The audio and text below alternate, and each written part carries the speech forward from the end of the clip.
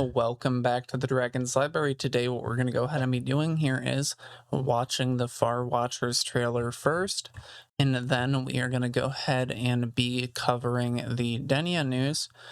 As for the Far Watchers trailer here, this is a epilogue trailer to the most recent story, kind of. I've seen a little bit of it. This is spoilers slash I'm going to be talking about spoilers for the most recent story.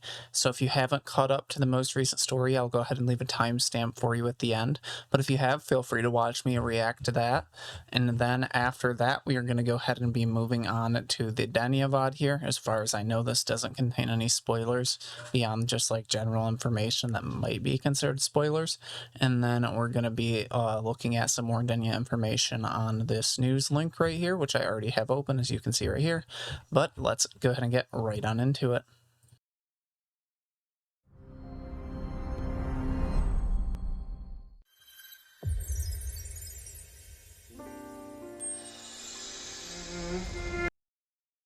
They've given us a whole anime intro here. They got this they got the Paramount Studio almost opening where it actually has an animation to their title right into an anime intro. Let's see where this is going.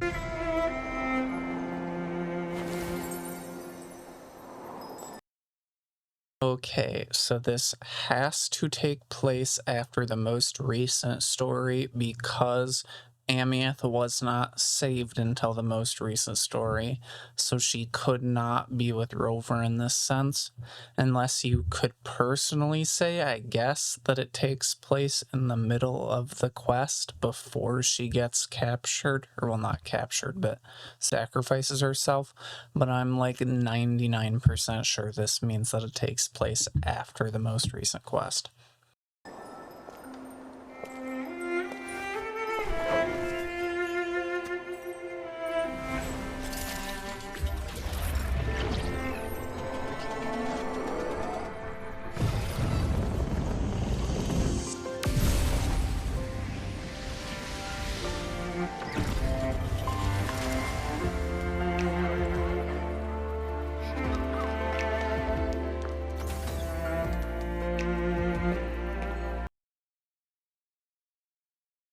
You got everyone looking beautiful in here. What is going on here? Evidently, it's showing the Exostrider do something that clears out the skies. Is that when he sacrifices his core? What is going on there? Either way, the Exostrider is aura farming. But yeah, no, that is something else. I'm slightly confused as to what he did there. I think that's him burning his core to give the light back, but I don't exactly know where that takes place in the storyline there. We might be jumping around the storyline, or we might not be.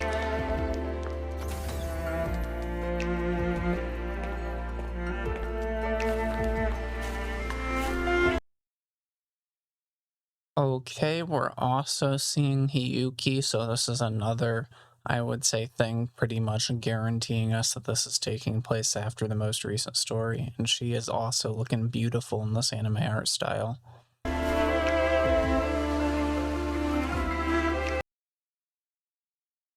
Okay, we got some doctor stuff going on with Luke Herson and our robot friend there. Looking pretty normal.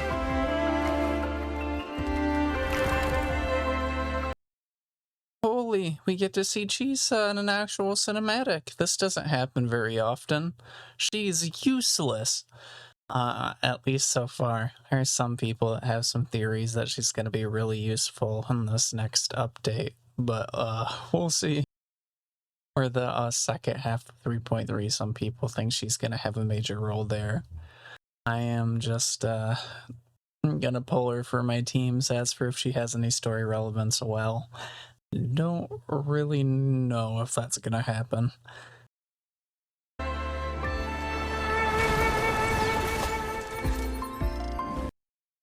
We got Lene pulling up on her motorbike here. Since when did she have one of the shock volt guys with her though? She got her own little Pokemon going on there. Pikachu's charging the mech.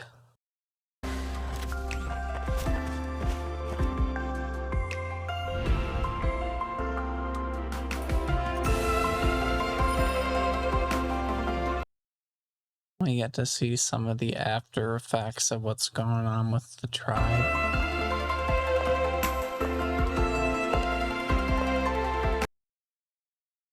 Okay, we also are getting to see Siggy kind of take on her position now because all the other people, if you remember, that part of the quest line had already kind of gotten absorbed into whatever this thing is. I forget exactly what it's called. And the only one left was this dude right here. And then I'm assuming this is kind of like showing us her taking on that mantle. So we're kind of getting a little bit of closing as to what's happening with Sigrika's storyline here.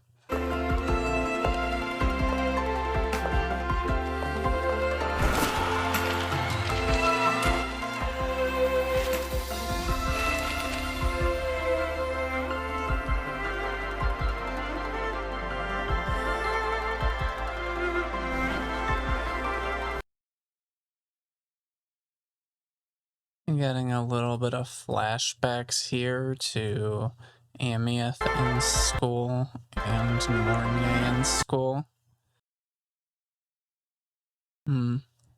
Surprised they didn't sneak Rover in here somewhere, considering the fact we're like 90% sure Rover was in school with her. Then again, it could be here in a second.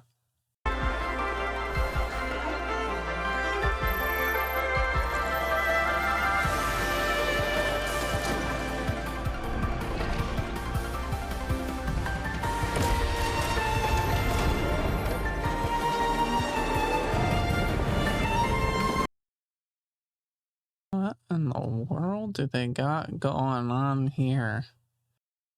I'm assuming that this is related to Aleph 1, but I'm not sure what's going on there. If any of you lore nerds have any idea what's going on here, feel free to leave it in the comments. I am so confused by this segment here. I understood a little bit of what was going on in the back half, but as for what's going on right there, I am unsure.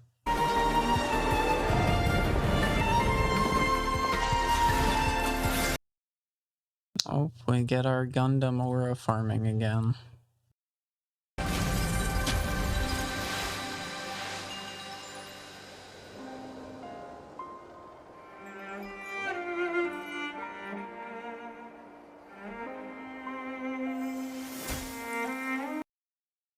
Okay, well that was a nice little cinematic.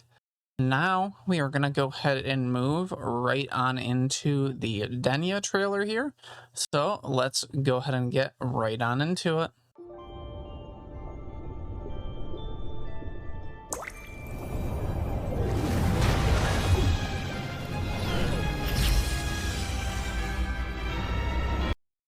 Okay, they start by showing us her alt Trinodian form here.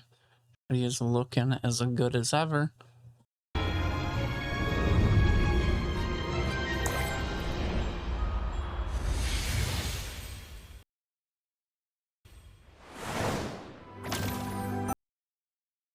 Okay, it's showing us her animations, which they also have in the character information thing. Okay, let's go ahead and see how her animations look. Surprised to see me? Relax. Okay, pretty much confirmation that she's chromatic foam. Then again, we've pretty much already had that. It's nice to see her interacting with some stuff. That's a cool little character menu. I told you we'd meet again.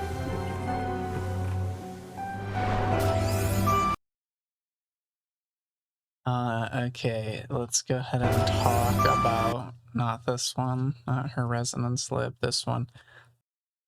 This one is kind of creepy, not gonna lie. I'm not sure if you guys have seen the whole idol, but pretty much what happens is these guys walk and get crushed by the cube one by one.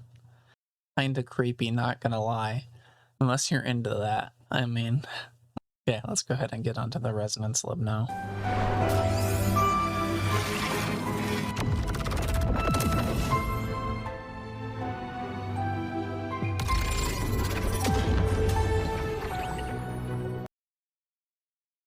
Okay, her residence lab is looking nice and pretty there. It's her kind of transforming or coming out of transformation, spawning her little cube here. That, from what we know, has similar effects to Shakona's cube, where it causes a little bit of grouping and like status effect application, if I remember correctly, but I could be wrong about that.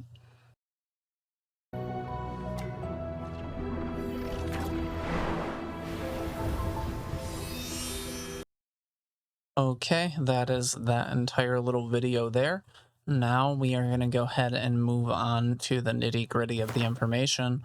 This is where most of the information is going to be at, is right down on in this page. First, a sleepy student. A student dozes off in classes are a rare sight at Star Torch Academy. Denia is a rare exception. She routinely sleeps during class at any hour, regardless of which lecturer is present. No one knows why she's always sleepy. She's never grumpy when someone wakes her up. It's as if lethargy is part of her genetic makeup. Okay, and we'll go ahead and make a bit more comments on every single one of these little tabs after I've made it through the four of them here. A hearty eater. Food from the food, utilities, and energy is a lounge. Nutritious but wise, there's not much to recommend.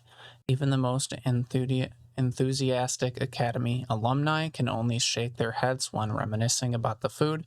Danya doesn't feel this way. She loves everything the lounge has to offer. Royan food is indeed very tasty, but lounge food is much safer to eat.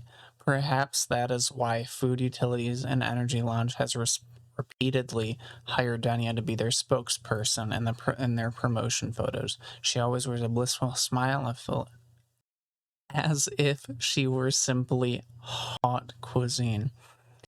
Okay, so we learned that she really likes food and she has a tendency to sleep in class. Let's go ahead and get on to the next one. Lazy as she may be, Denia nevertheless gets good grades in the Department of Void Matter. The professors are amazed by her intuitive understanding of void matter, but when pressed to give reasoning or build models, she always fails miserably. When asked how she arrived at the right answer, she'll simply answer with a simple, "It's just luck." Lucky or not, her classmates trust her ability. There's a story floating around campus that goes, if you're ever stuck on a paper, go to Dania with your questions, bearing snacks. If you ask persistently but nicely, she'll point you in the right direction. Better yet, if she likes your snack, she'll collect the necessary data for you. One caveat, don't ask her where the data came from. So she's like a data broker then for the school. Interesting. Find a bit more about her interactions with the other students there. According to data collected by tardy units of the entire student body, Denia's room is the cleanest. Congratulations, what a spotless room. All students should learn from Denia on keeping their rooms neat and tidy. Okay. The thing I have to say about the first two is, with her being a Threnodian resonator, or just maybe taking on some traits of the Threnodian, this makes me wonder. I think that she is kind of similar to Abby in these regards, so I'm wondering if there's some kind of relation there. And then B, I think that these may be partially traits that brought on by the Threnodian, but I guess we'll have to find out when we get into a bit more of her story later on. Okay, next we're going to go ahead and get into the resonator evaluation report here. Synchronous qualification negative.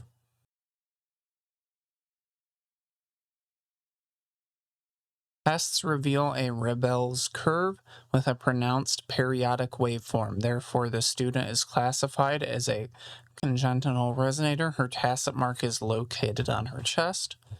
That's pretty much telling us she was born with that chest tacit mark.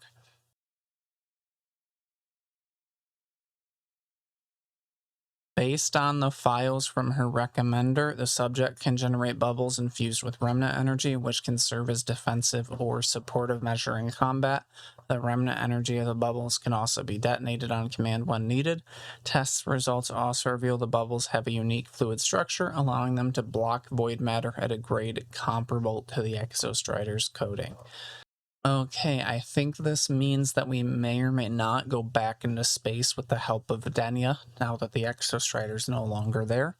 This may result in us finding some new information about Rover, or it may have to do with something that we have to go back and find a remnant of Leviathan, because there is still going to be remnants of him, considering he is not dead, he is entrapped.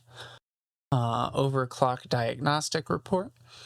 Rabel's waveform test samples analysis show an elliptical pattern at stable time domain, no abnormal fluctuations when where observed. Examines are determined to be within normal parameters. Conclusion: resonator is critically within the normal range. Subject stability remains robust, no history of present risk of overclopping. Rebel curve remains stable. Psychological counseling is currently deemed unnecessary.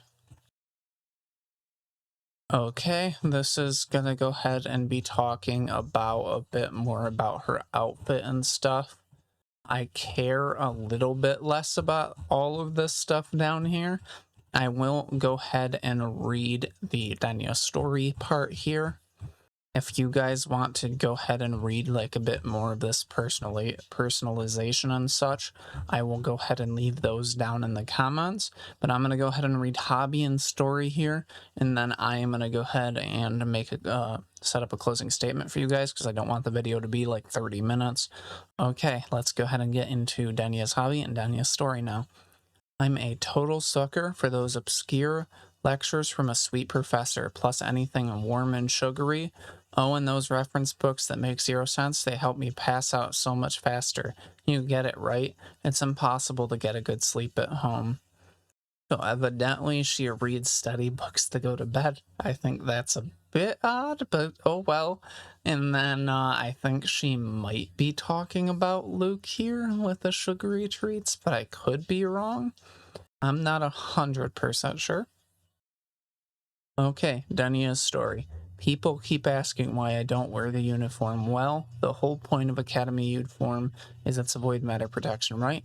But guess what? The Academy has my forte registered as capable of creating bubbles that can isolate void matter and offer protection. Hee hee, surprise.